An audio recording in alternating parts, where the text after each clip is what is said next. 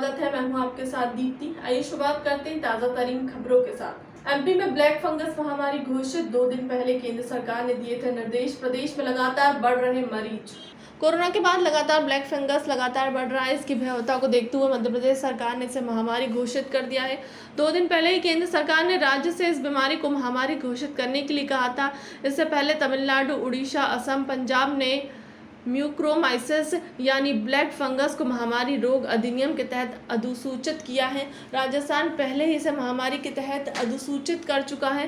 प्रदेश के 8 medical college में black fungus के मरीजों के लिए आरक्षित 420 बेड पर 361 मरीज भर्ती हैं। खास बात तो यह है कि राजधानी के हमीदिया अस्पताल में ब्लैक फंगस के 80 बेड आरक्षित हैं, लेकिन यहाँ 90 मरीज भर्ती हैं। कोरोना पॉजिटिव रिपोर्ट अनिवार्य राशि पर पहला हक मृतक की पत्नी या पति का होगा। कोरोना से मरने वाले सरकारी कर्मचारियों के परिवार को 5 लाख रुपए का मुआवजा कर्मी के पति अथवा पत्नी को दिया जाएगा। वित्त विभाग ने शुक्रवार को मुख्यमंत्री कोविड-19 विशेष अनुग्रह योजना को लागू करने का आदेश जारी कर दिया। योजना के मुताबिक मृत कर्मचारी की कोरोना की rapid antigen RT-PCR test report अनिवार्य है। राशि पर पहला हक मृतक की पत्नी अथवा पति का होगा। जिस दिन मौत हुई उस दिन शासकीय कार्य में कार्यरत होना आवश्यक है। वर्तमान में कोविड-19 योद्धा कल्याण योजना के तहत जिन परिवार को आर्थिक सहायता प्राप्त करने की पात्रता है, उन्हें योजना का लाभ नहीं मिलेगा। मध्य प्रदेश के साथ ही राजधानी में कोरोना संक्रमण के मामलों में धीरे धीरे कमी आ रही है। पिछले 6 दिनों से कोरोना के नए मामले 700 से नीचे आ रहे हैं। शुक्रवार को भोपाल में 639 नए केस सामने आए। वहीं 1204 मरीज ठीक हुए। सरकारी रिकॉर्ड के अनुसार 10 कोरोना मरीजों की मौत हुई। एक्टिव केसों की संख्या 10,000 से नीचे आ गई है। अभी भोपाल में 9,775 एक्टिव केस हैं। हालांकि चिंता की बात यह है कि मौत के आंकड़े कम नहीं हो रहे हैं। भोपाल के मुख्य चिकित्सा और स्वास्थ्य अधिकारी के अनुसार शुक्रवार को 7,175 लोगों की कोरोना सैंपल की जाँच की गई। उनमें 639 लोगों की रिपोर्ट पॉजिटिव आई है। इसके साथ ही भोपाल में कुल संक्रमित का आंकड़ा 1,17,130 पहुंच गया है। 1,204 मरीज कोरोना से ठीक हुए, जिसके साथ कोरोना से ठीक होने वालों की संख्या 1,64,051 पहुंच गई है। भोपाल में कोरोना के कारण अब तक 896 लोगों की जान जा चुकी है। अभी भोपाल में कोरोना के एक्टिव केसों की संख्या 9,775 है। क्या कोरोना की तीसरी लहर से हम कैसे निपटेंगे? मध्य प्रदेश में डॉक्टर के 5,000 और नर्सिंग स्टाफ के 16,000 पद खाली। वैकेंसी निकाली गई, लेकिन कोई आने को तैयार नहीं। मध्य प्रदेश में कोरोना ड्यूटी पर तैनात डॉक्टरों को 18-18 घंटे ड्यूटी करनी पड़ रही है।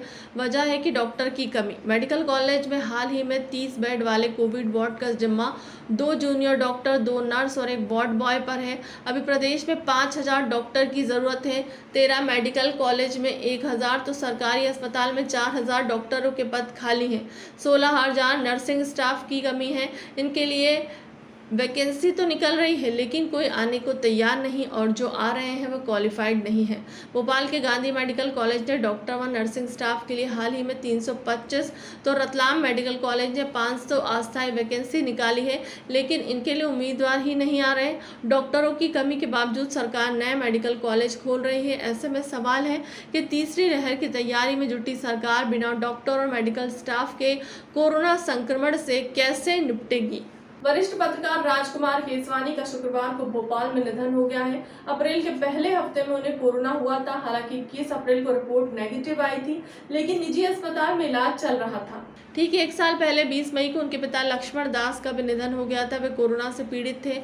राजकुमार केसवानी भोपाल गैस त्रासदी को दुनिया के सामने लाए वाले पहले पत्रकार थे। गैस कांड की रिपोर्टिंग ने उन्हें दुनिया भर में मशहूर किया था।